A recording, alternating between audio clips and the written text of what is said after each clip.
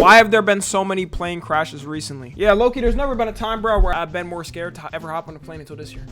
I don't know why, bro. The year just started and planes just started falling out the sky. And I rode a plane twice this year. And y'all, when I tell you I'm not even joking, the plane coming back from Japan, there was dead like a problem with the plane. They had to delay our flight by 2 hours because the wheel tire pressure or something. It wasn't like fully inflated and they had to check a bunch of systems and shit. I low-key was thinking for a second we might be cooked. Like, this flight is never taken off. Imagine they never realized that. They were in the air and they tried to land and then the plane, like, tire just popped while it was landing. Thankfully, we didn't lose you. I mean, y'all, okay, let's say the wheel did mess up or, like, it landed. Would you really die if, like, the plane landed and then the wheel just completely, like, f***ed up? Because that's not happened to planes before where, like, the wheels f***ed up, but it still, like, landed. It would flip over. Yo. That is crazy. Shoot, luckily they knew before that. Oh, and also, y'all, on the plane, it also got delayed too because they said they found somebody with a quote-unquote hazardous object. So you telling me right now the plane would have went off, or it would have headed off if they didn't delay it the first time. It got delayed 2 times. I forgot to mention that. It literally got delayed. The second time was because, oh, they may have found somebody with a hazardous object. I don't know exactly what it was. It could have just been a vape or something. People always try bringing their vapes and like that's classified as a hazardous object. Like, what if it was something crazy, bro? What if the dude actually had malicious intents and it was like a bomb or something and they just didn't know? If it didn't get delayed the first time, I might have been cooked. It was you, huh? No, I did not bring anything hazardous except these good looks. Anyways. Why have we seen so many lethal aviation events over the past few months? Is there a broader problem around aviation safety here, or what's going on? Well, as always, it pays to look at the details. And while also, a lot of these stories, it's like, you gotta think of how many successful flights there are. There's like probably over 100,000 successful flights, I would say, in a day, like worldwide. Of course, we're gonna see like the crazy, like one fuck up. While there definitely are lessons that we need to learn from these accidents, finding any real pattern is another story. Stay tuned. Okay. An aviation safety crisis.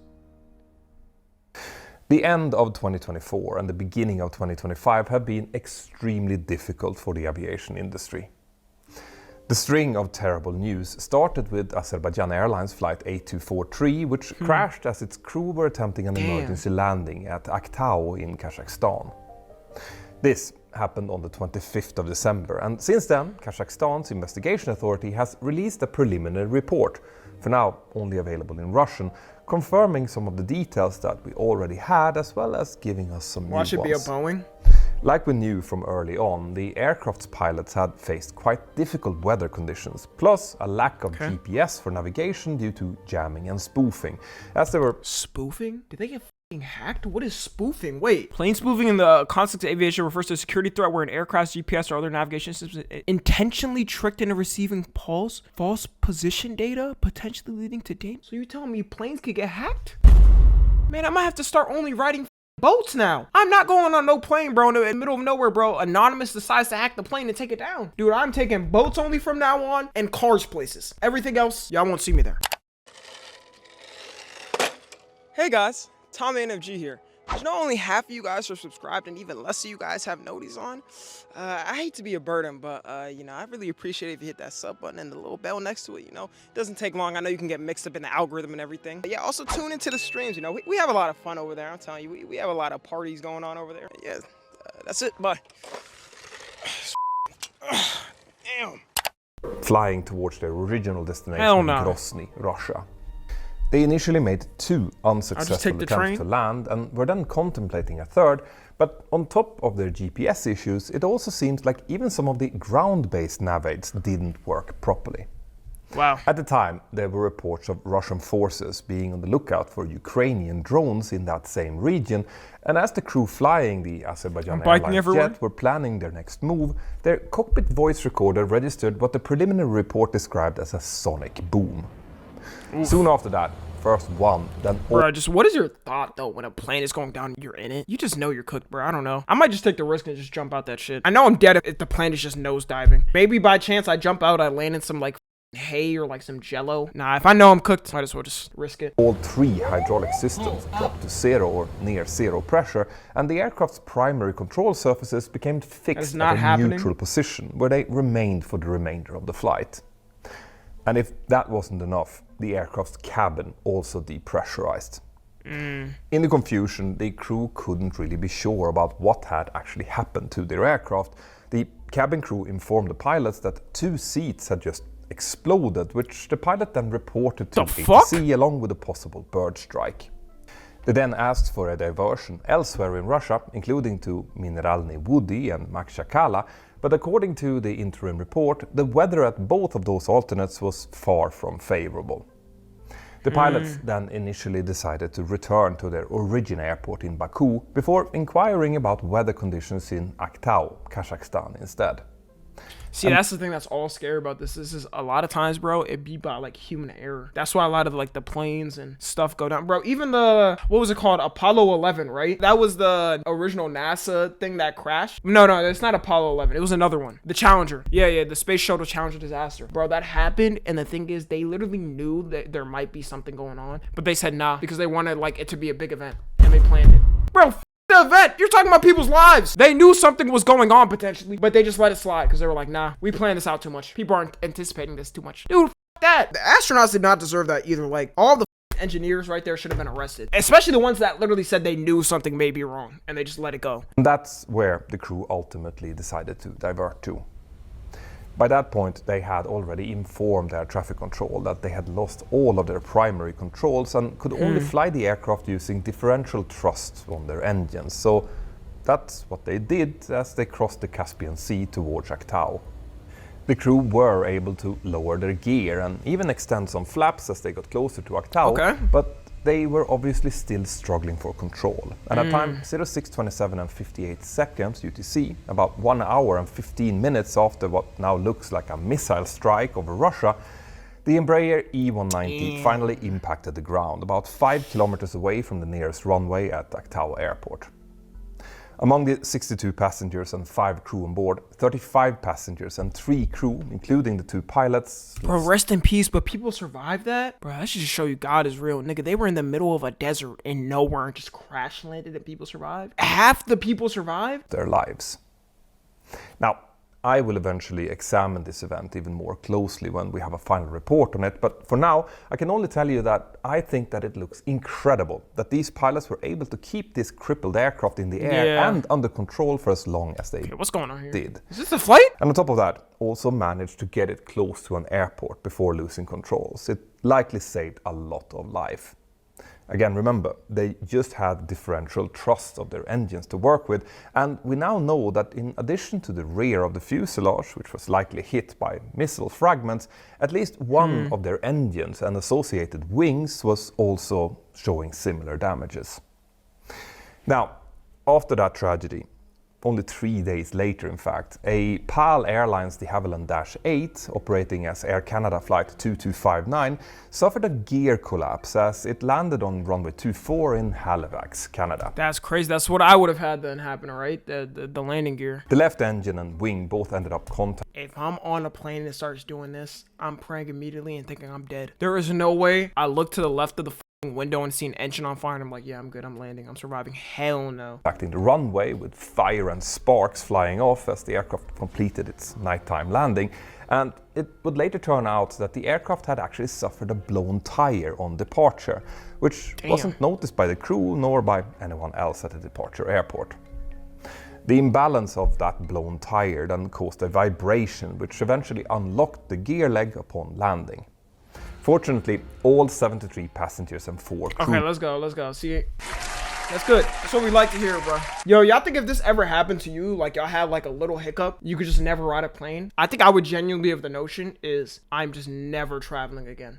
My anxiety would just be too high. I don't know if I could ride a plane again. I would have to get like some type of therapy. I remember Lana was telling me, because she had a fear of heights. This is like the first DreamCon we went to, I'm pretty sure. She was like, she's gonna take a train there. And I was like, bro, you are not about to take no train. I literally checked the train, like how long it was gonna take her to get there. And it said she would have to like ride the train like 3 days before. Bro, it's just an inconvenience just like taking a train, bro, just because of like you have some anxiety for flying. I don't know, after seeing some shit like this, I kind of understand it more why people who have a fear of planes don't do it. 2 members on this flight were able to evacuate the crippled plane with no reported injuries. But this event still got quite a lot of exposure in the press, and we all hoped that 2024 would end with no further accidents than that. But sadly, that just wasn't to be. Already on the following day damn. came a real tragedy. That shit dragging. On the 29th of December, Jeju Air flight 2216 landed with its gear retracted on runway 19 in Busan Airport in South Korea, before then overshooting the runway at high speed and hitting a concrete embankment.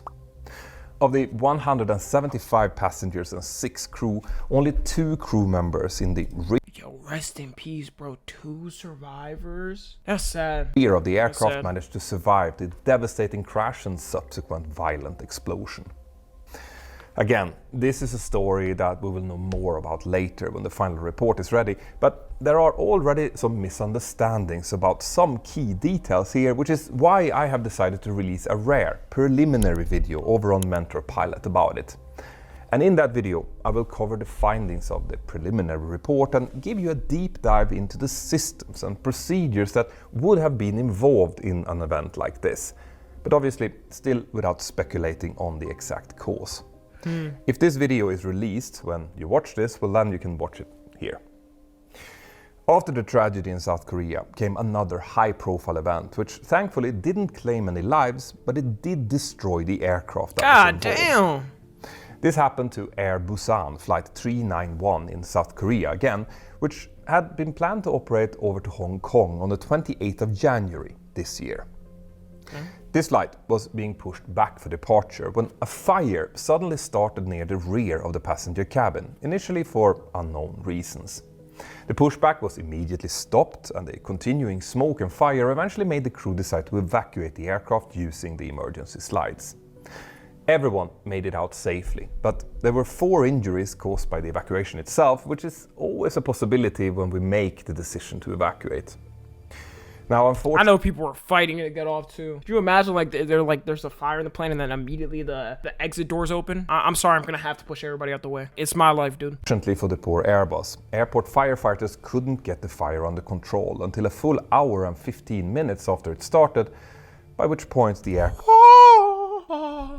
Imagine it was still flying in the air and that fucking happened. aircraft was already completely destroyed. That investigation is still ongoing, but we got an interesting clue about its likely Investigation's ongoing. My nigga, the fire's right there! Bro, it's playing in your face. What happened? cause a few days later, when Air Busan announced that its passengers would no longer be allowed to place power banks in any baggage stored in the overhead bin. Oh my god, somebody had a shitty ass Timu power bank that set it on fire. I had a power bank with me, you know, on the plane, and my shit was fine. Oh no, bruh. Yo, they must have paid like $2 or something. Bins. Now, I have already made a video about lithium batteries and the many problems that they can cause on board. You are generally not even allowed to store such batteries in the cargo hold unless they are really, really small. And this is that's why they always ask you when you're like checking in your bags, like, do you have any batteries in here or something, or anything electronic? a good example of why that is. But it should be said that some airlines also do what Air Busan just announced, because accessing such batteries quickly when they're packed among bags and cases in the overhead bins can be tricky. So we don't really know for sure that this is what actually caused this. But that sadly wasn't the end of the horrors They did. of You these probably last just didn't weeks, notice. and I will cover that in just a moment. Only one day after the Air Busan accident came the biggest air disaster to have hit the United States in over a decade. On the 29th of January, the crew of a PSI Airlines Was this the one with the helicopter? CRJ 700 were Yeah, I think operating so. American Airlines flight 5342 from Wichita, Kansas, over to Washington National Airport in the United States. CVR transcripts show that the pilots had initially planned to land on runway 01 using an ILS approach, but that plan was then changed when air traffic control cleared them to make a visual approach into runway 01 instead. So a different, potentially tighter approach, but to the same runway. Now, when the CRJ crew then contacted the tower controller, they were asked if they could accept a circuit to land over to runway 33 instead. This was not the runway they had prepared for and would require a bit of a visual sidestep, first to the right and then over to the left. And the crew briefly discussed the controller's request, which would require them to switch to this circling visual approach while they were actually quite close to the airport. And they eventually said that they could accept it. At the same time as this was going on, a US Army helicopter, a Sikorsky UH... This is crazy, because I still don't know what the this helicopter was doing there. I still think of it. Why are they doing military training next to an airport? I seriously don't understand it. And if they do, why don't they just do it at like a super empty airport that nobody's at? Like go to Area 51 or whatever and just do it at like an airport there that gets like one flight a day. Why are we doing it at like a national busy airport? Makes no sense. Black Hawk with call sign PAT-25 was conducting a training flight flying south along the Potomac River. At this point along its route, it should have been no higher than 200 feet above the ground in order to maintain separation from landing traffic at Washington National. Traffic at the airport was quite busy at this time, which was part of the reason why the controller had asked the CRJ crew to make that switch to a different runway. And that same controller now also asked the crew of the Army helicopter if they had the CRJ in sight, initially informing them that the jet was performing a circling approach to runway 33. The controller then later repeated that message to the Army helicopter crew, who appeared to have said that they had the CRJ in sight, at which point the controller instructed them to pass behind the airliner.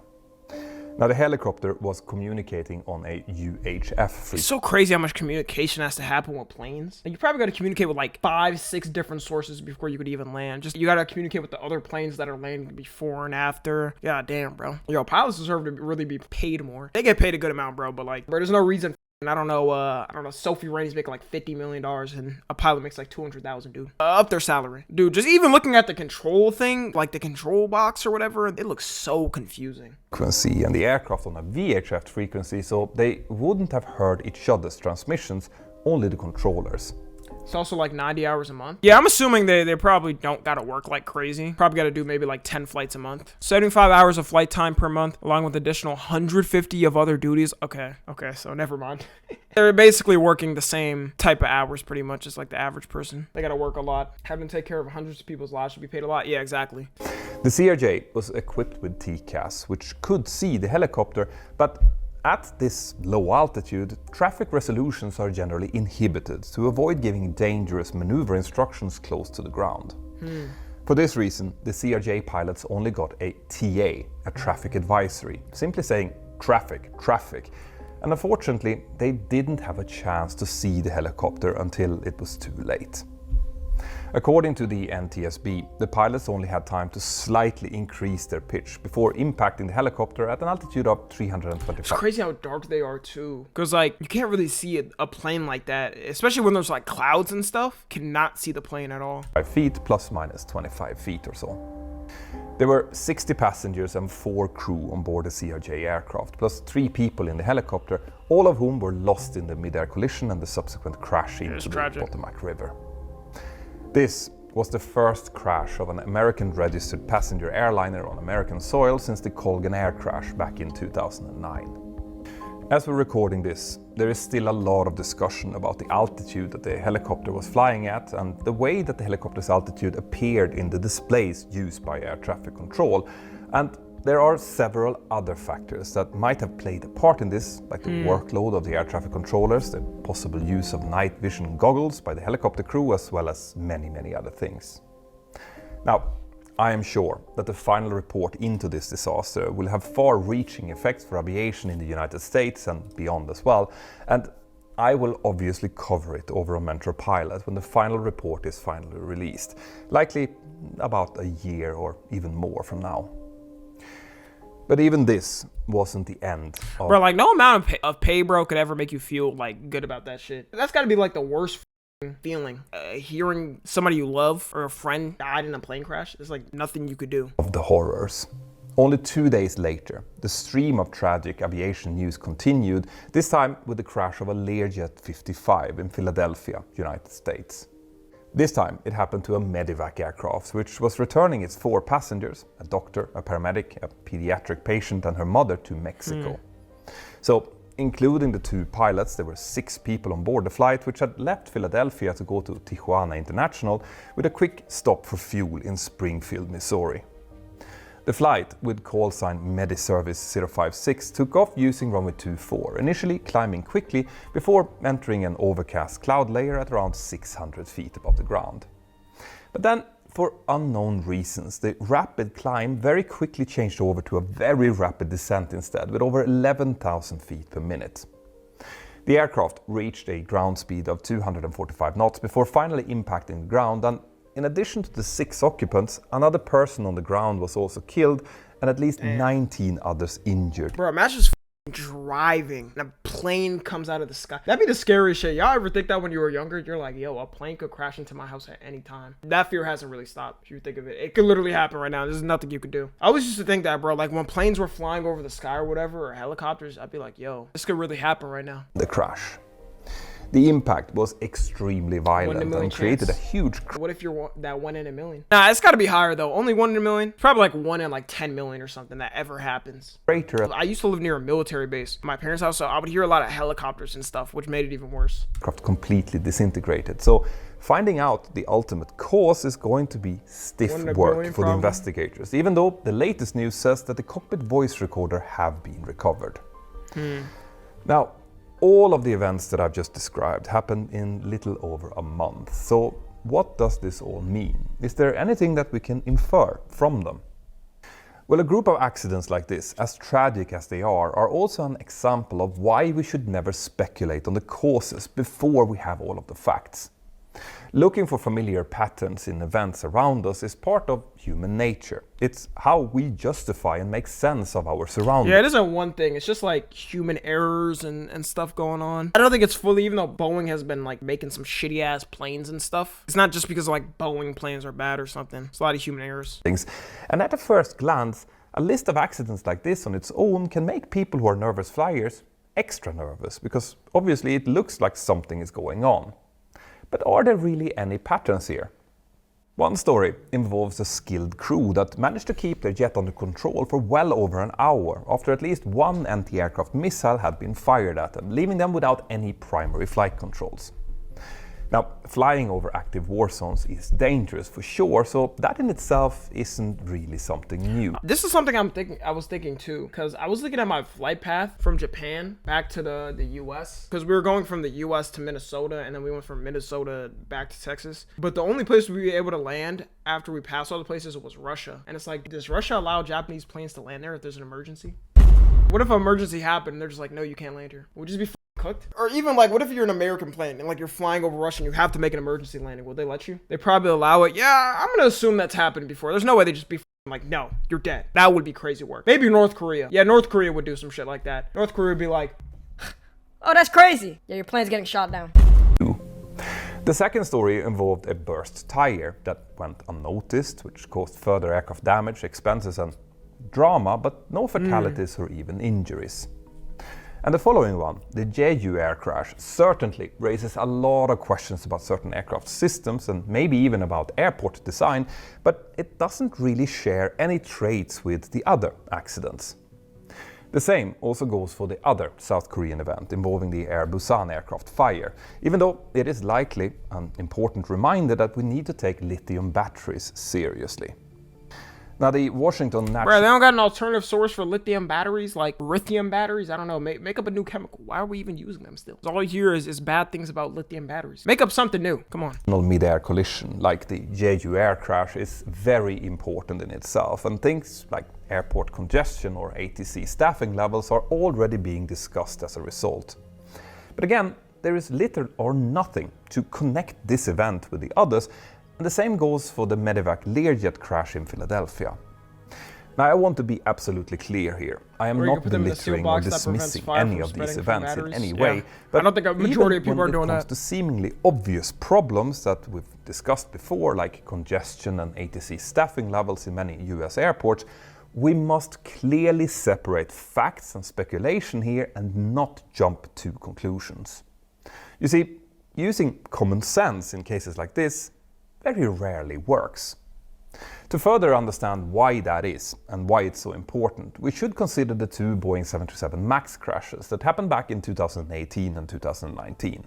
In that case, after the first crash, many pilots and others in the industry assumed that this tragedy had been primarily caused by pilot error.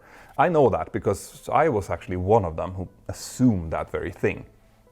Now, without saying it explicitly, Boeing then implied that the problem... Nah, majority of the time it's not the pilot's faults though. I think that's like rare. Like a pilot really got to be a to do that. With MCAS, And don't pilots have like 2 other co-pilots with them usually? So like if they f up, they got 2 other people that are supposed to like keep them in line. wasn't really a problem, and that existing guidance on how to deal After the plane crashed in the U.S., MFs and politicians had to make it political so insensitive. No, I remember, bro. Like Trump, I forgot what he said. He said some shit, and it's like, dude, not everything has to be political. But you know that's politics in America. Everything has to be something political, bro. deal with the runway stabilizer was all that we pilots needed in order to deal with it. But like I explained in my 2 Max videos over on Mentor Pilot, MCAS didn't really behave like a typical stabilizer runaway. So it just wasn't as easy to deal with this new system as we had been led to believe. But everyone still thought about pilot error after the first crash. That attitude then obviously rapidly changed after the second crash, Ethiopian Airlines Flight 302, and the entire aviation industry finally learned its hard lessons. But by then, another 157 lives had already been lost. Now, I know that I might seem a little bit repetitive when I say this, but every incident and accident that happens really does make the next flight you are going to be on a little bit safer. But that's only as long as we learn the right lessons from them and don't jump to conclusions or try to find patterns where there really aren't any.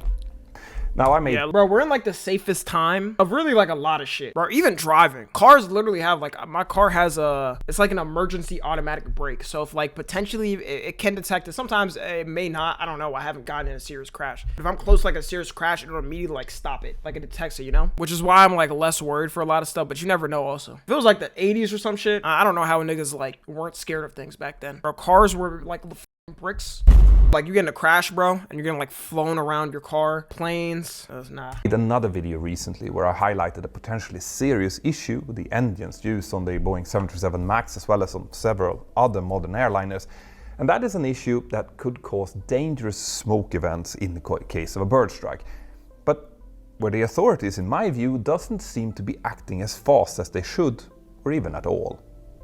Now, making a video like that might seem to be contradicting my earlier point about not giving advice until all of the facts are known or on the table, but that is actually exactly my point here. We need to learn from the incidents and accidents before there is a loss of life, and that's one of the reasons why I am making these videos. But for that to happen, we need to make sure that we're picking up the correct lessons without getting sidetracked by theories that end up getting accepted as facts in the news cycle even after investigators prove them wrong. Now, of course, this doesn't mean that the regulators shouldn't act quickly after a disaster if they find something important. In the case of the mid-air collision in Reagan-Washington National, the FAA has now closed helicopter routes and imposed other safety restrictions. Wow. It's almost like there should have never been a military helicopter in a busy airport. There was no point in that being there. Dude, the US has enough military bases like in the entire world. Why is the one place they have to train in a busy airport? That's ridiculous. Restrictions that will help keep airliners and helicopters separated. But those were pretty obvious actions to take. We don't know if those measures will end up being permanent or not. That will depend on the investigation's conclusions. But this accident has also brought up many other instances where the FAA has been too slow to implement NTSB's recommendations, something that we all now hope will change. Finally, as for us, you, me, and the traveling public, we also need to be wary about other knee-jerk reactions and responses when things like this happen. After one or more of these type of serious accidents, we tend to see a lot of publicity around smaller, still important but a lot less dangerous events that would barely have registered in the news if they had happened a week or two before. Now, yeah, I think what happened is this year, the first major plane crash happened. Then a bunch of stories started getting posted about a bunch of different shit. And then like every single plane accident now, even if it's small, it gets posted about something getting messed up just because it's like kind of the thing people are talking about this year. But yeah, for the most part, like it's like a very small amount of incidents, not like 0.1% less. Like less than that compared to like the amount of flights that happen a day. well, these definitely... Like I'm still gonna get on planes and shit. Confirmation bias, I'm still gonna get on planes, bro, because I'm not taking a boat. I was not taking a boat to Japan or something. I'm not doing that. Scare the traveling public. Neither those nor the accidents that I've just explained are likely Media nowadays representing gassing any up, exactly. indication of a change in what they how always be doing. overall safe it is to fly. Aviation continues to be one of the safest modes of transportation that we have, and that's actually why these accidents stand out so much. And Me, my colleagues in the cockpit, the cabin crew, ATC, aviation authorities, as well as everyone else in the industry are all working hard to keep it like that. Now, I want to give a shout out to the Aviation Herald here. Damn, is he a pilot? Yo, appreciate you, bro. I feel safe with him, no cap. Anyways, yeah, that was a good informative video, you know? Flies the 737, the Boeing shit. Is the Boeing planes getting better? I hope they are. If I keep seeing specifically Boeing f***ing up, yeah, I'm good off that. Boeing is like all the planes in America. You live in America, you have no choice but to ride a Boeing plane. You're cooked. Other countries have like Airbus and other brands. But anyways, if you're watching on a tube, make sure to join the Discord and watch the streams. Subscribe to Tommy and FG.